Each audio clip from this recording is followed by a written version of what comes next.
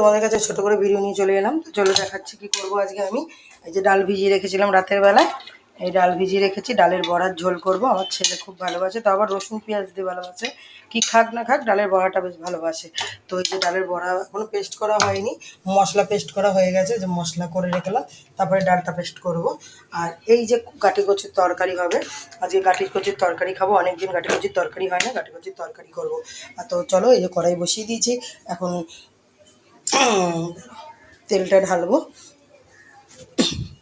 আর তোমাদের দেখাই, কালকে এই যে বলেছিলাম পুঁই শাক আর চিংড়ি মাছ দিয়ে তরকারি, পুঁই শাক আর চিংড়ি মাছ দিয়ে তরকারি দেখো এখনও রয়েছে।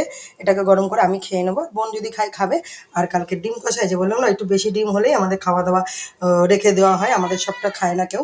তো এই যে কালকে 2টো ডিম কষা রয়ে গেছে, আর একটু ডাল রয়ে গেছে।